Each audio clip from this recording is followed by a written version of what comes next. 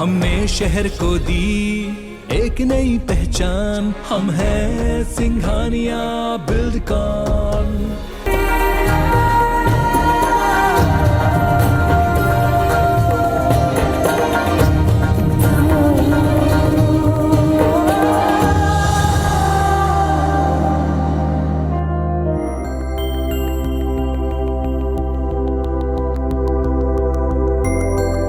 ये रास्ते, ये मंजिलें,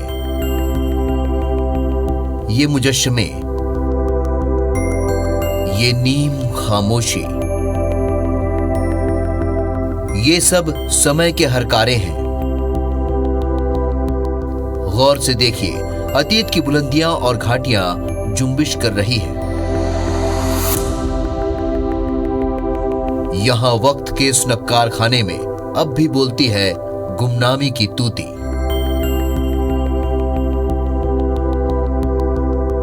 ध्यान से सुनिए, कोई पुकार रहा है पुरानी राहों से। जरा नजरें घुमाइए, यहां बुर्जों पर नाचते दिखेंगे सभ्यता के मोर। सर उठाकर अगर बुलंदियों को देखें आप, तो दिखेगा संस्कृति का लहराता ध्वज। तो क्या हुआ, राजशाही खत्म हो गई? तो क्या हुआ, अब यहां राजे महाराजे नहीं रहे? तो क्या हुआ, अब राजपथ से रथ नहीं गुजरते? लेकिन अब इस अजब सी दुनिया में उस दौर की कहानियां तो अब भी जिंदा है। रियासती दौर के राग रंग, राजतंत्र के ताने बाने और राजाओं के नाज नखरे की हर तफसील इन दरों दीवारों पर जज्ब है। यकीन मानिए, जब भी यहां कदम पड़ेंगे आपके, इतिहास के एक नए अध्याय से पर्दा हटाएगा राहतगढ़ का यह किला।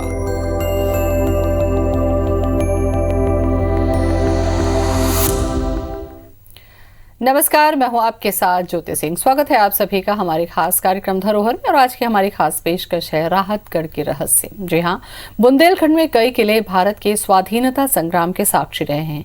इसमें से एक है राहतगढ़ का किला।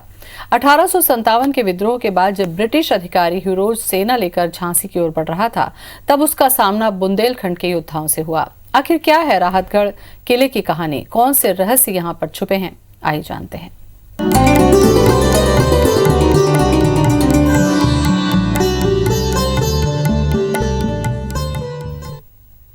राहतगढ़ किला की हिस्ट्री बहुत ही रोचक है। इस किले में बहुत सारे राजाओं ने राज्य किया। राहतगढ़ किले में सबसे पहले चंदेल और परमार वंश का शासन था। इसके बाद राहतगढ़ किले में गोंड राजा संग्राम सिंह का शासन हुआ। राहतगढ़ किला राजा संग्राम सिंह के 52 गढ़ों में से एक था।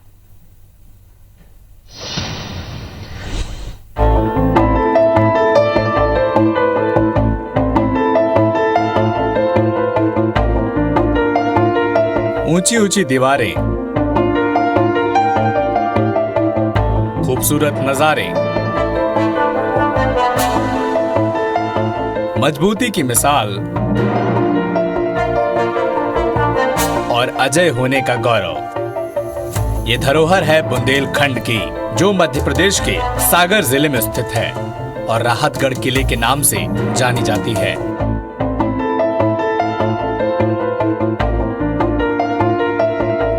आज भी ये किला उसी मजबूती से अपने अस्तित्व की कहानी बयां कर रहा है।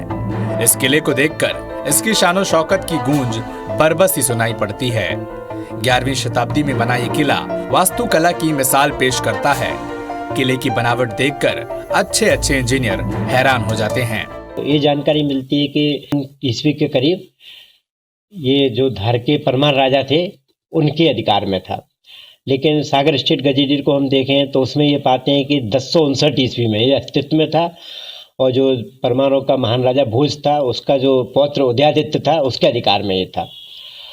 और उसके बाद फिर गौंड शासकों ने जब पूरे क्षेत्र पर अधिकार किया, तो संग्राम सिंह जो गौड़ शासक थे, महाराजा संग्राम सिंह, उनके जो 52 किले कहे जाते हैं, 52 गढ़ उनके नियंत्रण में थे, उसमें एक इसको भी कहा जाता है।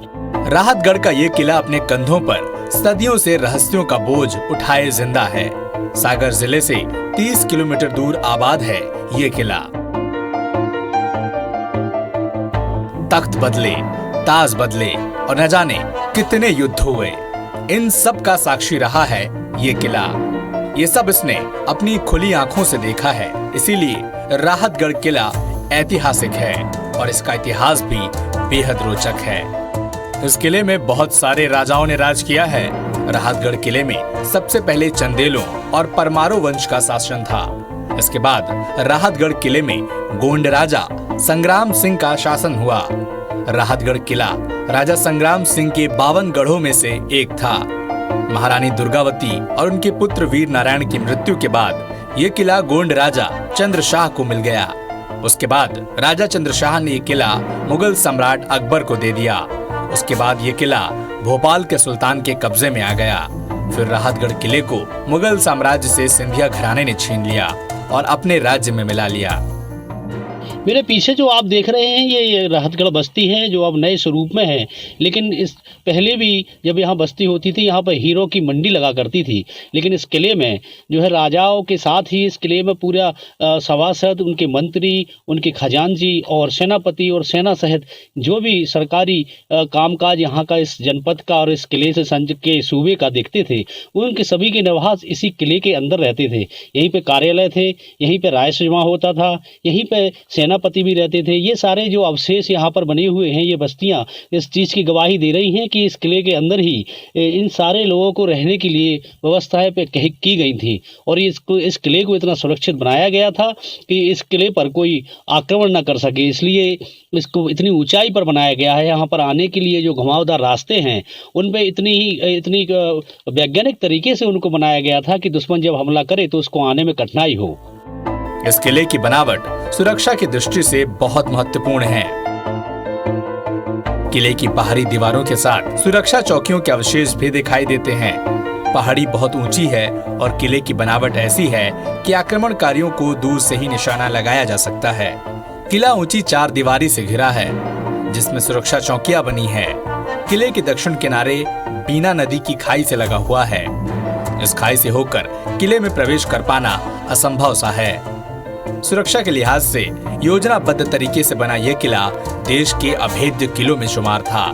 इस महल की सुरक्षा का अंदाजा इसी बात से लगाया जा सकता है कि यहाँ पर बना जो सीढ़ियाँ हैं, घुमावदार सीढ़ियाँ हैं, यहाँ पर ऐसे जो दरवाजा मेरे पीछे आप देख रहे हैं, ऐसे 5 दरवाजे पार करके और महल में के अंदर पहुँचा जा सकता था। इस महल तक पहुँचने के लिए इन 5 दीवारों के साथ ही यहाँ पे आप देख सकते हैं ये बंदूकें और सुरक्षा कर्मियों के लिए ये वहाँ पर दरारें जो आप दीवार में देख रहे हैं, यहाँ पर सुरक्षा कर्मी तैनात रहते थे। यहाँ पर इतनी नीचे इस जगह पर भी जो है सुरक्षा के प्रबंध किए जाते थे। ये कोई दीवार की त्रुटि नहीं है, ये बंदूकों के लिए जगह होती थी। यहाँ सैनिक यहाँ से पहरा देते थे और अपने हथियारों सहित यहाँ पर तैनात रहते थे। इस तरीके के विशाल दरवाजे, 5 दरवाजों को पार करने के बाद जो है वहाँ राहतगढ़ के महल में अंदर पहुँचा जा सकता था।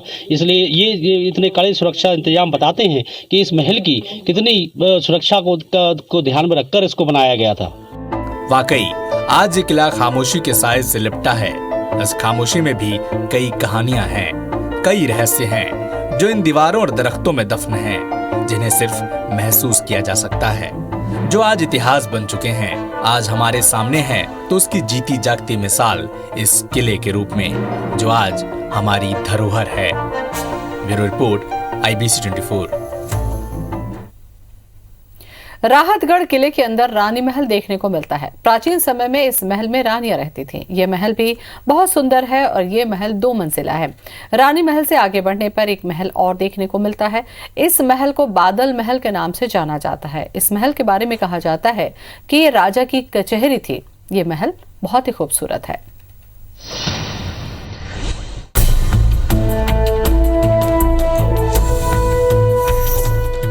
बीना नदी के किनारे पहाड़ी पर स्थित राहतगढ़ का किला विशाल और भव्य है, जिसकी भव्यता दूर से ही दिखाई पड़ती है। किले के अंदर पहुंचने के लिए आपको लंबा रास्ता पैदल तय करना पड़ता है। फिर खुलता है इस आलीशान और खूबसूरत राहतगढ़ किले का मुख्य द्वार,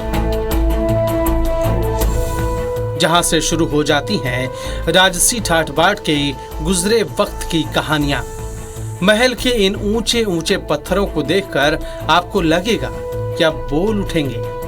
कहते हैं इस महल के अंदर पूरा शहर बसाया गया था।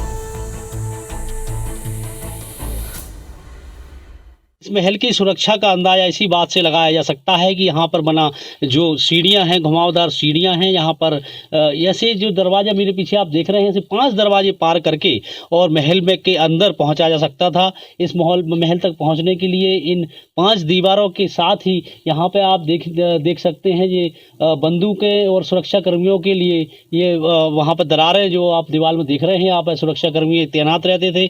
यहाँ पर इतनी नीचे इस जगह पर भी जो है सुरक्षा के प्रबंध किए जाते थे। ये कोई दीवार की त्रुटि नहीं है, ये बंदूकों के लिए जगह होती थी। यहाँ सैनिक यहाँ से पहरा देते थे और अपने हथियारों सहित यहाँ पर तैनात रहते थे। इस तरीके के विशाल दरवाजे 5 दरवाजों को पार करने के बाद जो है वहाँ राहतगढ़ के महल में अंदर पहुँचा जा सकता था। इसलिए ये इतने कड़े सुरक्षा इंतजाम बताते हैं कि इस महल की कितनी सुरक्षा को ध्यान में रखकर इसको बनाया गया था। मोती महल किले के बाएं तरफ बना हुआ है। ये महल राहतगढ़ किले का एक मुख्य आकर्षण है। मोती महल के बीच में आंगन देखने को मिलता है।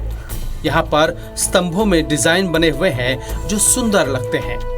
ये महल खंडहर अवस्था में यहाँ पर मौजूद है, मगर इस महल में अब भी बहुत सारी वस्तुएं देखने लायक हैं।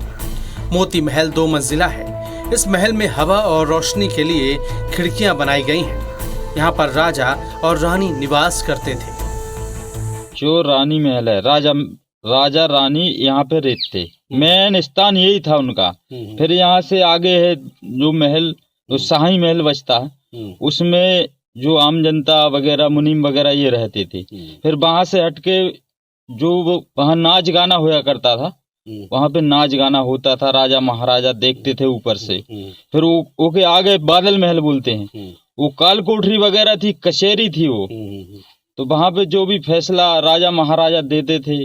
तो फिर वहां से आगे फांसी महल है, तो फांसी महल पे जो भी उनका फैसला होता था तो उसको सजा देते थे, वहां पे फेंक देते थे या मार देते थे। वो इसके अंदर नीचे जो है वो काल कोठरी है। सुना तो बहुत कुछ है कि पुरातत्व विभाग में बहुत पुराना किला है ये, राजा ज्वाला सिंह जी का किला था। यहाँ से बहुत सारे देखने के लिए भी बहुत चीजें हैं, जैसे डोहेला हो गया, मोती महल हो गया और फांसी घर है। इधर पे पीछे साइड चले जाओ तो लगहरा धाम है, नीचे जाओ तो बादल महल है और भी बहुत सारी चीजें हैं राहतगढ़ में देखने के लिए। अब ये बेहद खस्ता हालत में है, मगर फिर भी आप इन्हें देख सकते हैं। मोती महल की निचली मंजिल का कुछ हिस्सा जमीन में धंस गया है। रानी महल के आगे एक जलाशय है जिसमें पानी भरा रहता है। फिर जलाशय के बगल में आपको बहुत सारी कब्र देखने को मिलती हैं। फिर है इस महल का मुख्य आकर्षण बादल महल। इस महल के बारे में कहा जाता है कि ये राजा की कचहरी थी। ये महल बेहद सुंदर है। इस महल में राजा दोषियों को सजा सुनाया करते थे और जिनका भी दोष साबित हो जाता था उन्हें मृत्यु दंड दिया जाता था। ये मेरे पीछे आप जो देख रहे हैं इसको कहा जाता है बादल महल और इसकी संरचना के हिसाब से ये समझा जा सकता है कि इस किले का सबसे प्रमुख स्थान यही था। यहाँ राजा बैठते थे और सभाएं करते थे, इसके बाद फैसला सुनाते थे। इसके पीछे ही फांसी घर है। यदि किसी को सजा में फांसी की सजा दी गई है तो इसके पीछे ही फांसी घर है जहाँ पर उसको फांसी की सजा दी जाती थी।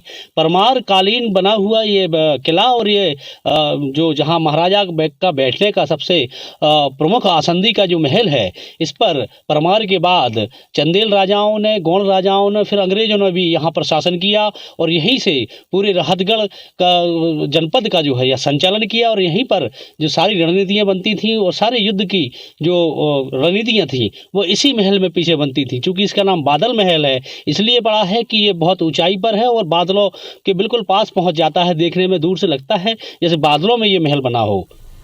फांसी घर से बीना नदी का बेहद खूबसूरत नजारा देखने को मिलता है। फांसी घर का भी कुछ भाग नष्ट हो गया है। ये किला पूरी तरह वास्तु और वैज्ञानिक तरीके से बनाया गया है। इसका एक प्रमाण इस बात से मिलता है कि आप आज भी इस किले के अंदर जब जाते हैं तो वहां देखने में ऐसा लगता है जैसे पूरे किले की सफाई अभी की गई हो। इसका रहस्य ये है कि इस किले को इस तरीके से बनाया गया है कि हवा के प्रभाव से प्राकृतिक तरीके से साफ सफाई हो जाए और किले की गलियों में जमने वाली धूल और कचरा अपने आप ही वायु के वेग से एक तरफ सिमट जाए। वायु के प्रभाव के जरिए सफाई की ये व्यवस्था शायद ही किसी और किले में देखने को मिले। लकड़ी, पत्थर, चूने और बेल की गाद से बनी दीवारें आज भी बहुत मजबूत स्थिति में है। किला चारों तरफ से दीवार से घिरा हुआ है। इसकी दीवारों पर आपको बुर्ज देखने को मिलते हैं। राहतगढ़ किले में 26 बुर्ज बनाए गए हैं। इनमें से कुछ बुर्ज का आकार गोलाकार है और कुछ बुर्ज का आकार चौकोर है। यह किला सुरक्षा की दृष्टि से बहुत ही मजबूत था। इस किले में आक्रमण करके सफल होना बहुत ही मुश्किल था।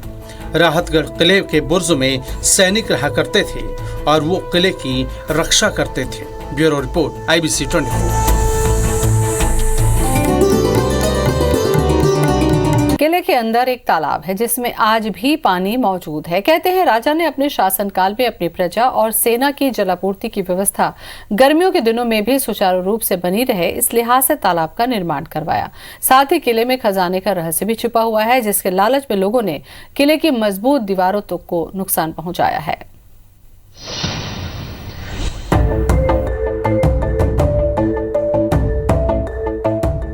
राहतगढ़ किले में कई रहस्य छुपे हुए हैं जो आपको इस किले की तरफ खींच लाएगा। किले में बादल महल, मोती महल के अलावा रानी महल का निर्माण भी करवाया गया। साथ ही राजा के मनोरंजन के लिए रंग मंडप भी यहाँ पर बना था। विशाल पत्थरों से बना ये रंग मंडप बेहद खूबसूरत है और इसकी बनावट कमाल की। किसी भी रियासत में रानियों की रहने के लिए अलग जगह का इंतजाम किया जाता था। उसी के तहत इस राहतगढ़ के किले में ये रानी महल बनाया गया है। यहाँ पर रानियों की रहने के लिए पूरी सुख सुविधाओं की व्यवस्था यहाँ पर थी। यहाँ पर दासियाँ भी आती थी जो इसी बस्ती की होती थी। साथ ही यहाँ सुरक्षा के भी कड़े प्रबंध होते थे। ऊपर कंगूरे बने हुए हैं जिस पर सुरक्षा कर्मी तैनात रहते थे। रानियों की पूरी तरीके से सुरक्षा हो सके, कोई दुश्मन जब आक्रमण करे तो रानियों को छुपने के लिए जगह और इस महल से बाहर निकलने के लिए भी रास्ता यहाँ पर बनाया गया है। जहां हम खड़े हुए हैं ये रंग महल कहलाता है। यहाँ मनोरंजन का साधन उपलब्ध होता था। दरअसल सीधे शब्दों में कहा जाए तो रंग महल इसको कहा जाता था। यहाँ पर नर्तकियां जो हैं वो सभासदों का और मंत्रियों का मनोरंजन किया करती थी। किले के अंदर एक तालाब है जिसमें आज भी पानी मौजूद है। कहते हैं कि राजा ने अपने शासनकाल में अपनी प्रजा और सेना की जलापूर्ति की व्यवस्था गर्मियों के दिनों में भी सुचारू रूप से बनी रहे, इस लिहाज से इस तालाब का निर्माण करवाया था। कहा जाता है कि तत्कालीन राजाओं ने इतनी शिद्दत से जो जल संरचनाएं बनाई थी, निश्चय ही उनके जल के प्रति आकर्षण, समर्पण और महत्व को दर्शाता है। ये पानी बड़ी आश्चर्य की बात है कि इतनी ऊंचाई पर, इतनी ऊंची पहाड़ पर पानी है। और लोग बाग बताते हैं यहाँ पे कि इस बावड़ी में जो आपने देखा है, इसमें एक मछली है और वो नथ पहने हुए है। और यहाँ के जो किले का जो खजाना था, उस खजाने की चाबी उसी मछली की नथ में छुपी हुई है। अब बताते हैं लोग खोजने आते हैं। जी, लोग खोजने आते हैं और इस क्षति भी पहुंचा दी है कुछ उस बावड़ी के लिए असामाजिक तत्वों ने उस चाबी के चक्कर में। किले से जुड़ी किंवदंतियों के अनुसार इस तालाब में एक मछली है जिसे सोने की नथ पहनाई गई है और उसी नथ में खजाने की चाबी है। वो मछली ही खजाने की रक्षा करती है। कहा जाता है कि एक वक्त पर यहाँ पर हीरा मंडी हुआ करती थी और खुलेआम हीरे का बाजार लगता था, जहाँ देश विदेश से व्यापारी आते थे। यहाँ अचूक संपत्ति थी, धन भी था। कभी आकूत धन संपदा के लिए प्रसिद्ध राहतगढ़ के किले में उस खजाने को प्राप्त करने के लिए जगह जगह खुदाई की गई है। इस कारण है कि यहाँ पे कई जगह जो महल और दीवारें हैं वो असामयिक तत्वों ने जीर्ण शीर्ण कर दी है। हाँ, सुनते आए हैं अपन के भाई यहाँ पहले था कि हीरो की मंडी भी लगती थी। यहाँ पाटन गांव है बाजू में, किले से लगा हुआ, तो वहाँ पर बहुत बड़ी हीरो की मंडी थी। लोग बाग अभी उसी हीरे की उसमें चमक में लोग वहाँ जाते आते भी रहते हैं। शायद इसी खजाने की लालच में रात के अंधेरे में कई लोग इस किले में दाखिल होते हैं और किले की दीवारों को कई बार गोदा गया है, जिससे इसकी नींव को नुकसान पहुंचा है। एक वक्त पर कमजोर होता ये किला अब दोबारा अपने अस्तित्व में लौटना चाहता है, जिसके लिए अब भारत सरकार के संस्कृति एवं पुरातत्व सर्वेक्षण मंत्रालय ने किले के संरक्षण के लिए राशि भी जारी की है। बहुत खुशी है कि राहतगढ़ किला, जो कि गौंड राजाओं का कि 52 गढ़ों में एक था, और 1857 की क्रांति में इस राहतगढ़ किले का बहुत बड़ा योगदान भी रहा। आज हम लोगों ने अपनी विरासत को न केवल यहाँ समझा, बहुत कुछ इतिहास के बारे में देखने को मिला, बल्कि पुरातत्व संस्कृति विभाग ने सभी लोगों में सामंजस्य बनाया। जी हाँ, यहाँ के स्थानीय जनप्रतिनिधि भी राहतगढ़ किले को पर्यटक स्थल के रूप में विकसित करने के लिए लगातार प्रयासरत हैं और सरकार के इस प्रयास से राहतगढ़ किले का गौरवशाली इतिहास अब राष्ट्रीय स्तर पर पहचान पा सके, इसकी संभावनाएं भी अब परवान चढ़ने लगी है। Bureau report, IBC 24।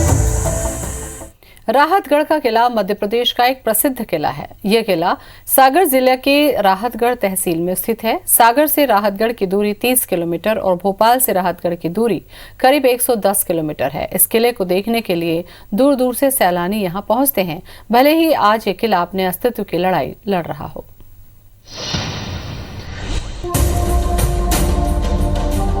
सुनसान रास्ते, वीरान पहाड़ियां और सन्नाटों में डूबा किले के फौलादी दरवाजे से प्रवेश करते ही शुरू होती है एक तिलस्मी दुनिया, जिसके बुलंद दीवारों में दफन है कई राज। इसी किले से लिखी गई है उत्थान पतन, हार और जीत की कई गाथाएं। जी हां, यह है राहतगढ़ का किला। सागर से 30 किलोमीटर दूर घनघोर बियाबान में आबाद है ये किला। लेकिन यह किला अपनी भव्यता की वजह से मशहूर नहीं है, बल्कि उस खजाने के लिए मशहूर है जो सदियों पहले यहां दफनाया गया था। वो खजाना था लोकप्रिय राजा जयसिंह और राजा ज्वाला सिंह का। इन्हीं सीढ़ियों, गलियारों और खंडहरों से होकर गुजरता है उस खजाने तक का रास्ता। ऐसी कहावत है कि एक तालाब में मौजूद दिव्य मछली खजाने की रक्षा करती है। खजाने की चाबी उसी दिव्य मछली के पास है। किले में सोना चांदी और हीरे जवाहरात के भंडार होने के बावजूद कोई इसे नहीं निकालता है। किसी की हिम्मत नहीं होती कि इस खजाने को हाथ लगाए, क्योंकि ऐसी कहावतें हैं कि खजाने की हिफाजत एक जिन भी करता है। किले में छुपे खजाने को लेकर एक किंवदंती है। कहा जाता है कि इस बावड़ी के अंदर एक मछली है, उस मछली को किसी राजा ने नथ पहनाई थी। उस नथ में ही जो है उस खजाने की चाबी छुपा कर रख दी थी। आज भी कई जो खजाने की खोज में यहाँ असामाजिक तत्व आते हैं और उस मछली को खोजने के लिए इस बावड़ी की तलहटी की को छानते हैं। कहते हैं साल 1957 की क्रांति के समय यह किला अंग्रेजों के द्वारा छीन लिया गया था। 1857 की क्रांति में सारे विद्रोही आकर इसी किले में जमा हुए थे। तब अंग्रेज अफसर ह्यूरोज ने इस किले को घेर लिया था और उन्होंने अपने आधुनिक हथियारों से किले में स्थित जलाशयों और कुओं को अपना निशाना बनाया था। उनमें तोप के गोले बरसाए गए थे, जिससे जलाशयों का पानी जहरीला हो गया और जो भी यहाँ विद्रोही जमा हुए वो प्यास के मारे व्याकुल हो गए। सागर 1857 की क्रांति का पूरे भारत का एक प्रमुख केंद्र था। तो जब ब्रिगेडियर जनरल ह्यूरोज यहाँ पर आया तो उसी समय मोर्चाबंदी की बात आई। तो सागर राजा बखत बली ने पत्र व्यवहार किया बांदा के नवाब अली बहादुर के साथ और उससे कहा कि अगर हमें अंग्रेजों को रोकना है बुंदेलखंड में आने से, तो ये जो राहतगढ़ है ये बुंदेलखंड का पश्चिमी द्वार है और अगर हमने इसको यहाँ रोक लिया तो हम किस्सा ही खत्म कर सकते हैं। तो सागर की सुरक्षा के लिए राहतगढ़ में मोर्चाबंदी अत्यंत आवश्यक थी, क्योंकि सागर से पहले राहतगढ़ पड़ता है और राहतगढ़ में रोकना था। तो नाना साहब, बांदा के नवाब अली बहादुर द्वितीय, रानी लक्ष्मीबाई, ये लोग इस बात पर तैयार नहीं हुए। इनका कहना था कि नहीं, कालिंजर में अपन मोर्चा जमाएंगे। तो बखत बली का कहना था भाई कालिंजर अगर अंग्रेज बुंदेलखंड में अंदर घुस आए तो कालिंजर में हम मोर्चा जमा कर करेंगे क्या। और यहाँ पर बड़ी अच्छी मोर्चाबंदी कर दी गई। लेकिन इसके बावजूद ह्यूरोज आता है। 27 जनवरी से 28 जनवरी 29 जनवरी 2 दिन भयंकर युद्ध होता है। लेकिन ब्रजलाल बख्शी के कारण गुप्तचर से जब सूत्र मिल जाती है तो ये मोर्चे को अंग्रेज फतेह कर लेते हैं और वहाँ से क्रांतिकारियों को भागना पड़ता है। अब इस दुर्ग के केवल अवशेष बचे हैं। राहतगढ़ के इस किले को राष्ट्रीय महत्व का स्मारक घोषित कर संरक्षित किया गया है और अब ये किला पुरातत्व सर्वेक्षण विभाग के अधीन है। साथ ही किले को पर्यटन स्थल के रूप में विकसित किए जाने की योजना पर काम शुरू हो गया है। उमेश यादव, IBC 24, सागर। और इसी के साथ धरोहर में फिलहाल इतना ही। नमस्कार।